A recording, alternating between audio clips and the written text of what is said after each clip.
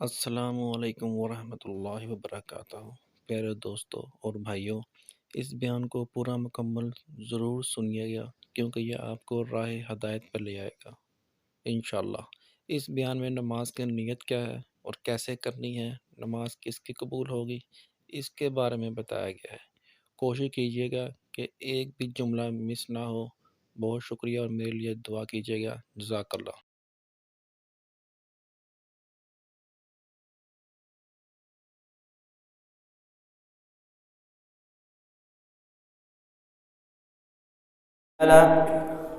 وأشهد أن محمدا عبده ورسوله أما بعد فإن خير الحديث كتاب الله وخير الهدي هدي محمد صلى الله عليه وسلم وشر الأمور محدثاتها وكل محدثة بدعة وكل بدعة ضلالة وكل ضلالة في النار۔ اعوذ باللہ السمیع العلیم من الشیطان الرجیم، بسم اللہ الرحمن الرحیم۔ یا ایہا الناس اتقوا ربکم الذی خلقکم من نفس واحدہ وخلق منها زوجها وبث منہما رجالا کثیرا ونساء واتقوا اللہ الذی تساءلون به والارحام ان اللہ کان علیکم رقیبا۔ یا ایہا الذین آمنوا اتقوا اللہ وقولوا قولا سدیدا یصلح لکم اعمالکم ویغفر لکم ذنوبکم ومن یطع اللہ ورسولہ فقد فاز فوزا عظیما۔ بسم اللہ الرحمن الرحیم۔ اتل ما اوحی الیک من الکتاب واقم الصلاۃ ان الصلاۃ تنہی عن الفحشاء والمنکر ولذکر اللہ اکبر واللہ یعلم ما تصنعون۔ ہر قسم کی حمد و ثنا، تمہیدات، تمجیدات، ہر قسم کی یکتائی، بڑھائی، شہنشائی، وحدائی، کبریائی اللہ وحدہ لا شریک کے لیے انگنت لا تعداد بے حد و شمار درود و سلام جناب محمد الرسول اللہ صلی اللہ علیہ وسلم کی ذات گرامی پر۔ محترم، محتشم، مکرم، عزیز دوستو، بزرگوں، ہمارا دین اسلام ایک مکمل دین ہے۔ نبی صلی اللہ علیہ وسلم نے اور اس شریعت نے ہماری ہر پہلو میں، ہر چیز میں جو بھی کوئی مسئلہ ہے دنیا کے بارے میں ہو یا وہ آخرت کے بارے میں ہو، ہر چیز میں ہماری رہنمائی فرمائی ہے۔ کوئی بھی حکم ایسا نہیں ہے کہ جس میں اسلام نے اور پیارے پیغمبر نے اور ان کی شریعت نے ہمیں تنہا اور اکیلا چھوڑ دیا ہو۔ پورے کے پورے دین کو مکمل کر کے اللہ تعالیٰ نے آیت نازل فرمائی، الیوم اکملت لکم دینکم واتممت علیکم نعمتی ورضیت لکم الاسلام دینا۔ اے دنیا کے لوگوں، آج میں نے اس دین کو، پورے کے پورے دین کو بالکل مکمل کر دیا ہے۔ آج کے بعد اس میں نہ ہی آپ کوئی نئی چیز ایڈ کر سکتے ہیں اور نہ ہی کوئی ایسی چیز جو آپ کے دل کو اچھی نہ لگے، آپ کو اچھی نہ لگے، آپ کی عقل کے مطابق نہ ہو، آپ اس چیز کو اس دین سے نکال بھی نہیں سکتے۔ جب یہ دین پورا ہوا، دین پورا ہونے کے بعد پیارے پیغمبر فرماتے ہیں، وما آتاکم الرسول فخذوا وما نہاکم عنہ فانتہوا۔ اے لوگو، دین مکمل ہو گیا۔ اب جہاں پیارے پیغمبر نے آپ کو کہا ہے آپ نے وہاں ہی رک جانا ہے، اور جہاں ہی آپ کو حکم دیا ہے کہ آپ نے یہ کام کرنا ہے، آپ نے صرف اور صرف وہی کام کرنا ہے، اپنی طرف سے آپ نے کوئی چیز ایڈ نہیں کرنی۔ اب یہ جو دین مکمل ہے اس کی جو بنیادیں ہیں وہ 5 ہیں. ان 5 بنیادوں میں سے سب سے اہم ترین جو بنیاد ہے، سب سے اہم ترین جو ستون ہے وہ نماز ہے. آپ ذرا اندازہ لگائیں کہ جو پورے کے پورے دین کے پیارے پیغمبر نے ہماری رہنمائی فرمائی، پوری شریعت جو ہے اس کی رہنمائی فرمائی، کیا نماز کے بارے میں ہماری پوری رہنمائی نہیں فرمائی؟ یقیناً نماز کے بارے میں ایک ایک جزی کے بارے میں اور ایک ایک حرکت کے بارے میں صحابہ کرام نے نقل کی اور پیارے پیغمبر نے ہمیں بتلائی، اور صحابہ سے آج تک ہم تک وہ پہنچی. اور اسی میں بھی وہی حکم ہے، وما آتاکم الرسول فخذوا وما نہاکم عنہ فانتہوا. جو تمہیں حکم دے دیا گیا ہے، جس طرح کی نماز آپ تک پہنچ گئی ہے، جو پیارے پیغمبر نے آپ کو حکم دے دیا ہے، آپ نے وہی نماز پڑھنی ہے. نہ ہی آپ اس میں سے وما آتاکم الرسول فخذوا، نہ ہی آپ اس میں سے کچھ نکال سکتے ہیں اور نہ ہی نیا اس میں کوئی چیز آپ ایڈ کر سکتے ہیں. اب ایک بندہ ہے وہ نماز پڑھتا ہے بالکل شریعت کے مطابق، مسجد میں آتا ہے، ٹھنڈے پانی سے وضو کرتا ہے، اللہ کے سامنے سجدہ ریز ہوتا ہے، ساری کی ساری نماز پڑھتا ہے. اس کا وضو بھی شریعت کے مطابق، اس کی نماز بھی شریعت کے مطابق، ہر چیز اس کی بہترین ہے. اب دیکھنا ہم نے یہ ہے کہ جب ساری کی ساری اس نے نماز صحیح پڑھ لی تو اسے ملے گا کیا؟ یہ نماز اسے کیا دے گی؟ اور یہ بھی ذرا دیکھ لیں کہ پورے کے پورے دین میں کوئی بھی عبادت ایسی نہیں ہے جس کے بارے میں ہمیں دنیا میں ہی پتہ چلتا ہو کہ یہ ہماری عبادت قبول ہو گئی ہے یا نہیں ہوئی. نماز ایک واحد عبادت ہے. اگر بندہ دنیا میں بھی دیکھنا چاہے کہ میری نماز قبول ہو گئی ہے یا نہیں ہوئی تو بندہ دنیا میں بھی دیکھ سکتا ہے. نماز کچھ فوائد یہ اخروی فوائد ہیں اس کے، اور کچھ ہے دنیاوی فوائد. اخروی میں آپ دیکھ لیں، جس طرح رسول اللہ صلی اللہ علیہ وسلم نے فرمایا اول ما یحاسب به یوم القیامہ، قیامت والے دن سب سے پہلے جو پہلے حساب ہوگا وہ نماز کے بارے میں ہوگا. اگر بندہ نماز میں کامیاب ہو گیا تو باقی سارے کے سارے اعمال میں بھی کامیاب ہو جائے گا، اگر اس میں ناکام ہوا تو باقی اعمال میں بھی ناکام ہوگا. پھر فرمایا نماز آنکھوں کی ٹھنڈک ہے، نماز دلوں کا سکون ہے، نماز گھروں میں سکون لاتی ہے، نماز آپ کے دل میں سکون بھر دیتی ہے. پھر فرمایا قیامت والے دن پیارے پیغمبر حوض کوثر پر ہوں گے. صحابہ نے پوچھا اللہ کے رسول اتنی امتیں ہوں گی تو ان میں سے ہمارا شمار کدھر ہوگا؟ ہم کہاں ہوں گے؟ آپ ہمیں کس طرح پہچانیں گے؟ تو رسول اللہ صلی اللہ علیہ وسلم نے فرمایا جو بندہ وضو کرتا ہے اور اللہ کے سامنے سجدہ ریز ہوتا ہے اور نماز پڑھتا ہے، تو نماز پڑھ کے جو بندہ نماز پڑھتا ہے قیامت کا دن ہوگا ساری کی ساری امتوں میں سے اس طرح کے جو لوگ ہوں گے ان کے اعضاء چمک رہے ہوں گے اور ان کے اعضاء کے چمکنے کی وجہ سے میں ان کو دیکھ لوں گا.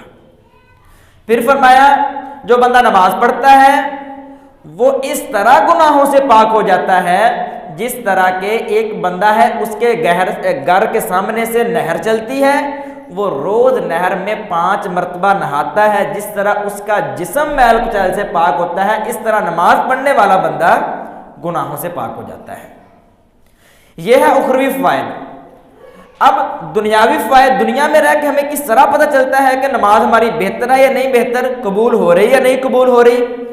تو اللہ تعالیٰ نے فرمایا اتل ما اوحی الیک من الکتاب واقم الصلاۃ ان الصلاۃ تنہی عن الفحشاء والمنکر. یہ جو نماز ہے نا بندے کو غلط کاموں سے روکتی ہے، فحاشی سے روکتی ہے، برائی سے روکتی ہے، عریانی سے روکتی ہے. ایک بندہ ہے وہ نماز پڑھتا ہے وہ کبھی غلط کام نہیں کر سکتا. ایک بندہ نماز پڑھتا ہے وہ برائی نہیں کر سکتا. ایک بندہ نمازی ہے وہ لعان نہیں ہو سکتا. ایک بندہ نمازی ہے وہ فحاشی نہیں کر سکتا، وہ جھوٹ نہیں بول سکتا، وہ کوئی ظلم نہیں کر سکتا، وہ کوئی غیبت اور چغلی نہیں کر سکتا. یہ ہمیں قرآن کہتا ہے کہ جو بندہ نماز پڑھتا ہے وہ گناہ نہیں کر سکتا. دلیل کیا ہے؟ اتل ما اوحی الیک من الکتاب واقم الصلاۃ ان الصلاۃ تنہی عن الفحشاء والمنکر. اب سوال یہ ہے کہ ایک بندہ نماز پڑھتا ہے، قرآن نے ہمیں یہ کہا جو بندہ نماز پڑھتا ہے وہ گناہ نہیں کر سکتا، اور ہم دنیا میں دیکھتے ہیں کہ ایک بندہ نماز بھی پڑھتا ہے اور ظلم بھی بہت کرتا ہے، ایک بندہ نماز بھی پڑھتا ہے اور برائیاں بھی بہت کرتا ہے، ایک بندہ نماز بھی پڑھتا ہے جھوٹ اس سے زیادہ بولتا کوئی نہیں، ایک بندہ نماز پڑھتا ہے وہ زیادتیاں بھی کرتا ہے، غیبت چغلی ہر برائی اس کے اندر پائی جاتی ہے اور نمازیں بھی پڑھتا ہے۔ اور دوسری جگہ اللہ تعالیٰ فرماتے ہیں ذالک الکتاب لا ریب فیہ، اس کتاب میں کوئی شک نہیں ہے، ایک ایک لفظ میں سچائی کوٹ کوٹ کے بھری ہوئی ہے۔ اب پھر اس آیت کا مطلب کیا ہے کہ نماز فحاشی اور بے حیائی سے روکتی، جو بندہ نماز نہیں پڑھتا وہ غلط کام نہیں کر سکتا۔ حضرت ابن عباس رضی اللہ تعالیٰ عنہ فرماتے ہیں رسول اللہ صلی اللہ علیہ وسلم نے اس آیت کا مفہوم بیان کرتے ہوئے فرمایا جو بندہ نماز پڑھتا ہے اور وہ غلط کام بھی کرتا ہے ساتھ، تو آپ قرآن کی آیت پہ شک نہیں کر سکتے، کیونکہ قرآن کی آیت ذالک الکتاب لا ریب فیہ ہے۔ قرآن کی آیت میں آپ شک نہیں کر سکتے، اس بندے کی نمازوں میں شک ہے، اس بندے کی نماز صحیح نہیں ہے، اس بندے کی نماز طریقے کے مطابق نہیں ہے، شریعت کے مطابق نہیں ہے، سنت نبوی کے مطابق نہیں ہے، اس لیے جو نماز ہے وہ اللہ کے ہاں قبول نہیں ہوتی، اور جو نماز اللہ کے ہاں قبول نہیں ہوتی اسی لیے وہ نماز اس پر اثر نہیں کرتی۔ اگر نماز اس کی شریعت کے مطابق ہوتی، جس طرح اللہ کے رسول صلی اللہ علیہ وسلم نے ہمیں سکھائی ہے اسی طرح نماز ہوتی، تو قرآن کا فیصلہ اٹل ہے کہ جو بندہ شریعت کے مطابق نماز پڑھتا ہے اتل ما اوحی الیک من الکتاب واقم الصلاۃ ان الصلاۃ تنہی عن الفحشاء والمنکر، یہ جو نماز ہے یہ بے حیائی اور برائی سے روکتی ہے۔ حضرت عبداللہ فرماتے ہیں کہ یہ جو نماز ہے نا یہ بولتی بھی ہے اور حکم بھی دیتی ہے، جو بندہ اس کا حکم نہیں مانتا اس بندے کی نماز قبول نہیں ہوتی۔ اور ایک بندہ نمازیں پڑھتا ہے، اس کی نماز شریعت کے مطابق نہیں ہے، سنت نبوی کے مطابق اس کی نماز نہیں ہے، تو صرف اور صرف یہ نقصان نہیں ہوتا کہ اس کی نماز قبول نہیں ہوتی، بلکہ دوسرا نقصان اس کے ساتھ یہ بھی ہوتا ہے کہ یہ نماز اس کو اللہ سے دور کرنے کا سبب بن جاتی ہے۔ یہ نماز اسے اللہ سے دور کر دیتی ہے، اللہ سے دور ہو جاتا ہے، اور شیطان کے غلبے اس پر ہونا شروع ہو جاتے ہیں کہ یہ نماز حکم کس طرح دیتی ہے، جس طرح فرمایا کہ یہ نماز حکم دیتی ہے، اس کا آپ حکم بھی مانو۔ بندہ مسجد میں آیا، آ کر کے کہا اللہ اکبر، اے اللہ تو سب سے بڑا ہے، اللہ میرا کاروبار ایک سائیڈ پہ رہ گیا، تو سب سے بڑا ہے، اے اللہ میری جو خواہشات ہیں یہ بڑی نہیں، تو رب اے اللہ تو بڑا ہے، اے اللہ میرا کچھ بڑا نہیں ہے، میری خواہشات بڑی نہیں ہے، میری جو باقی معاملات وہ بڑے نہیں، تو بڑا ہے۔ جب بندہ نماز پڑھ کے فارغ ہوتا ہے باہر جاتا ہے، جب اس کی نفسی خواہشات اس پر غالب آتی ہیں تو پھر بندہ باہر جائے کہتا ہے نہیں اللہ تو بڑا نہیں ہے، بلکہ جو میری نفسی خواہشات ہیں یہ بڑی ہیں۔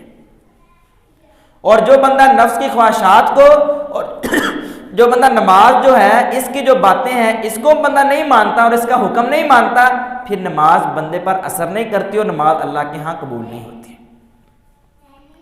جب بندہ نماز صحیح معنوں میں پڑھتا ہے، جس طرح کہ دیکھیں اول ما یحاسب بہ یوم القیامہ، سب سے پہلے جو حساب ہوگا وہ نماز کا ہوگا۔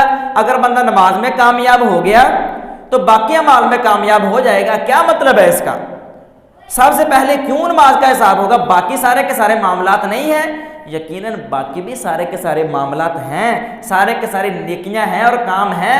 مطلب یہی ہے کہ جو بندہ صحیح طرح نماز پڑھتا ہے وہ باقی جو معاملات میں ہیں وہ بالکل پاک ہے، کیونکہ ان الصلاۃ تنہی عن الفحشاء والمنکر، جو بندہ نماز صحیح طرح پڑھتا ہے باقی سارے کے سارے بے حیائی اور گناہوں کے کاموں سے بچ جاتا ہے۔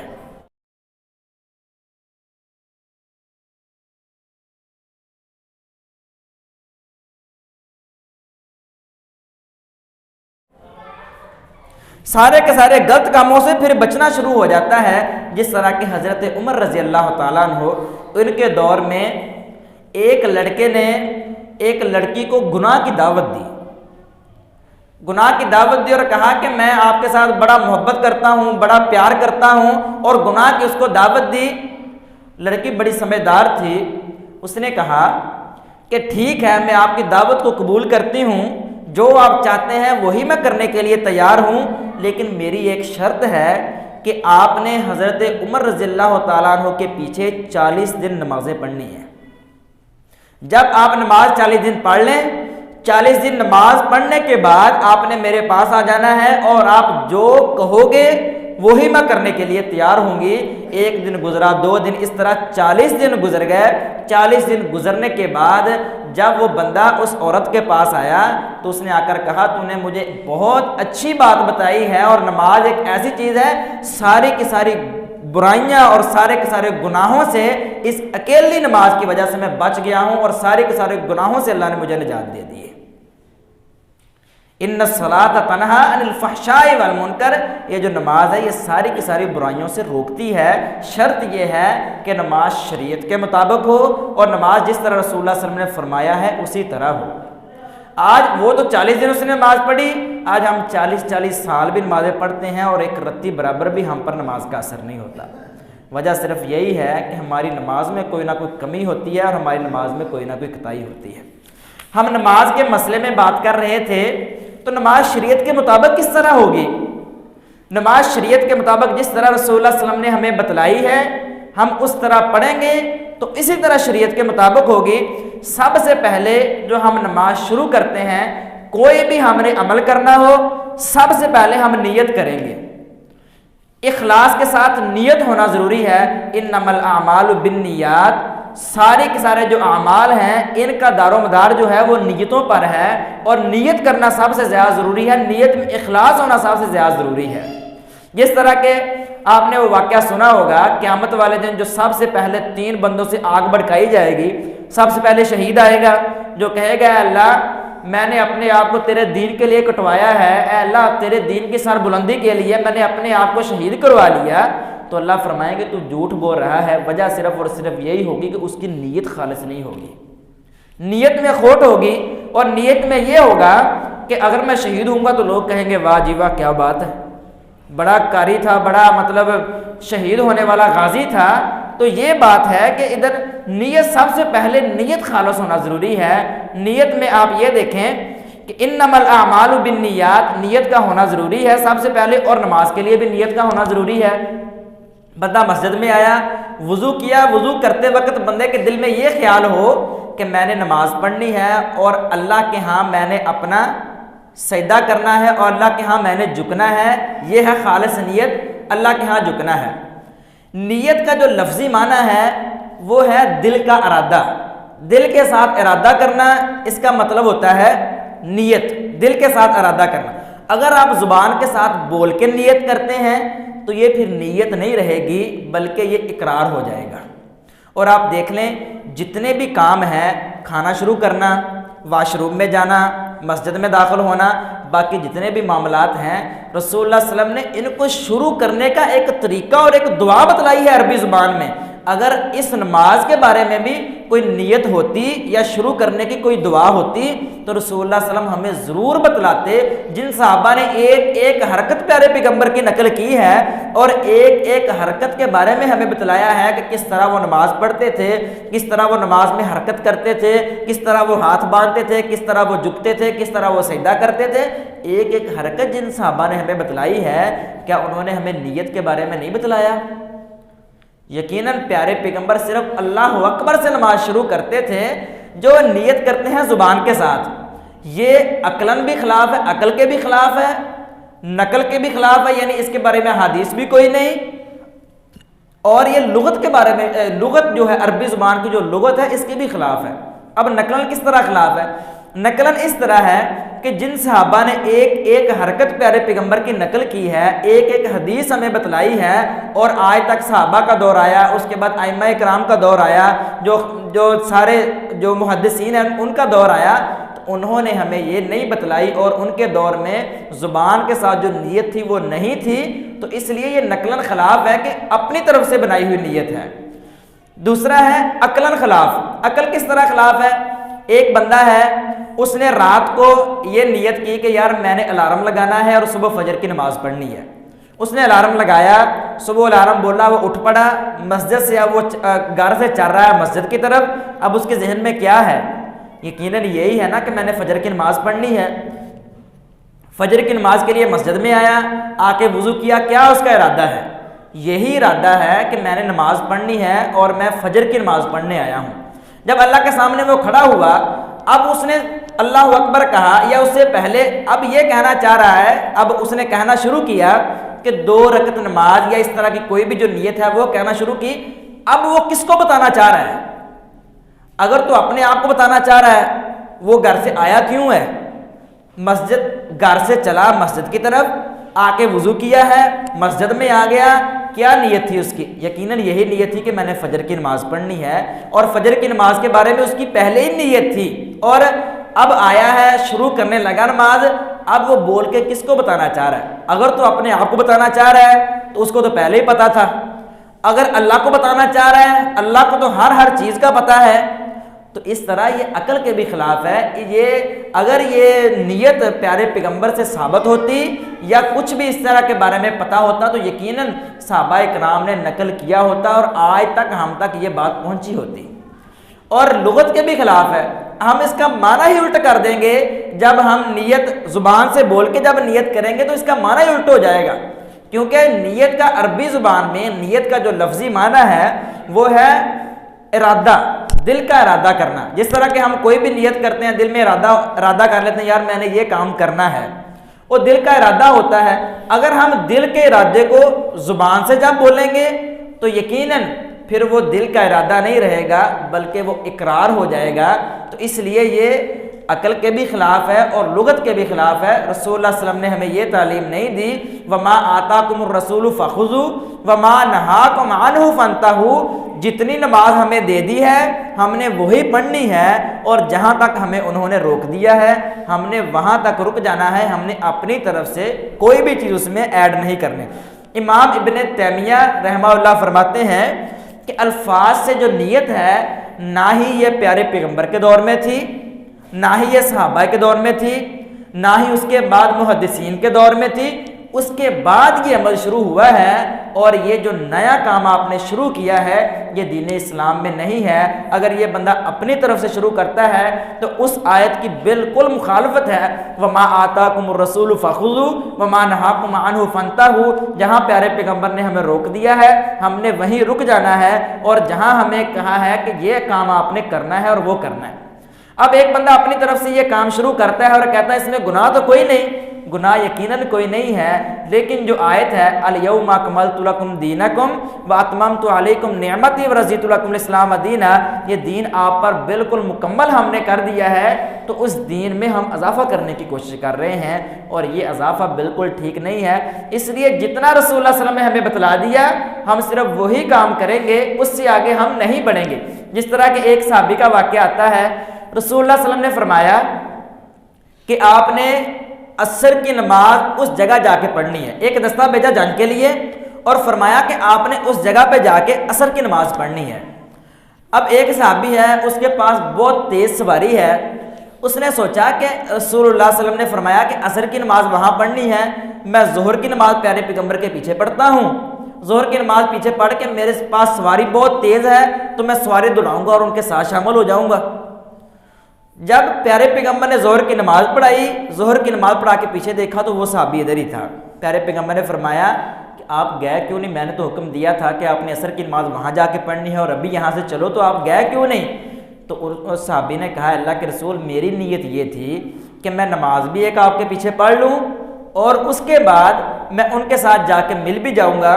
رسول اللہ صلی اللہ علیہ وسلم نے فرمایا اس نماز کا تجھے کوئی اجر نہیں ہے کیونکہ تو نے پیارے پیغمبر کی مخالفت کی ہے، حکم کی مخالفت ہوگی. اب دیکھیں اس کی نیت کتنی اچھی ہے کہ میں رسول اللہ صلی اللہ علیہ وسلم کے پیچھے نماز پڑھتا ہوں اس کے بعد میں جا کے مل جاؤں گا، لیکن فرمایا تیری نماز کا کوئی فائدہ نہیں ہے کیونکہ تو نے پیارے پیغمبر کے حکم کی مخالفت کی ہے.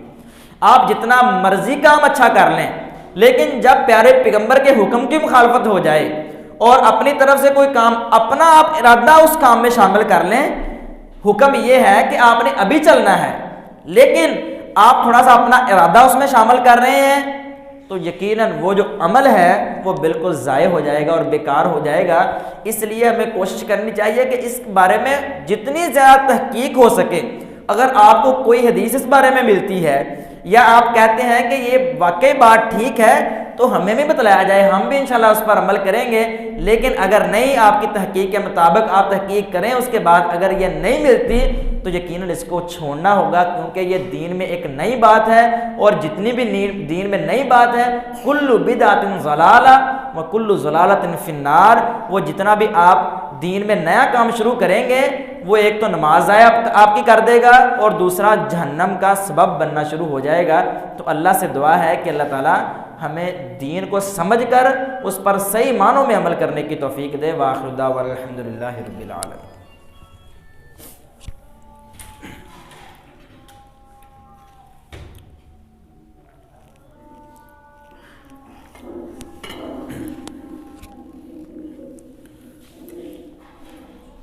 ان الحمد للہ نحمده ونستعینه ونستغفره ونعوذ باللہ من شرور انفسنا ومن سیئات اعمالنا من يهده الله فلا مضل له ومن يضلل فلا هادي له اشهد ان لا الہ الا اللہ وحدہ لا شریک له واشهد ان محمدا عبدہ ورسولہ۔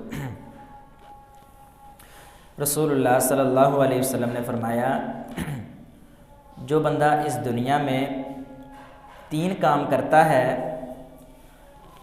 وہی صرف 3 کام بندے کے ساتھ جائیں گے، اس کے علاوہ بندہ دنیا میں جتنے بھی کام کرتا ہے سارے کے سارے یہیں رہ جائیں گے۔ 3 کام کون سے ہیں؟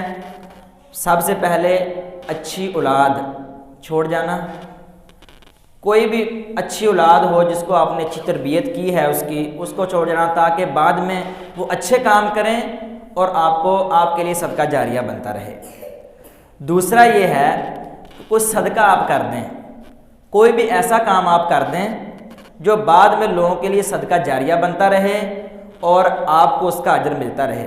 جیسے کوئی بھی آپ کام ہے، کوئی بھی کام کر لیں، جیسے مسجد کی آپ مثال لے لیں کہ مسجد میں آپ نے کوئی بھی کام کروا دیا ہے، آپ نے صحن میں کوئی ٹائل لگوا دی ہے یا کوئی بھی اس طرح کام کر دیا، کوئی کھڑکی وغیرہ لگوا دی ہے، جب تک وہ کھڑکی لگی رہے گی، مسجد میں لوگ آتے رہیں گے، مسجد میں نماز پڑھتے رہیں گے، آپ تو چلے گئے یہاں سے، جب تک لوگ یہ نیکیاں کرتے رہیں گے آپ کے درجات میں اللہ تعالیٰ بلندیاں دیتا رہے گا۔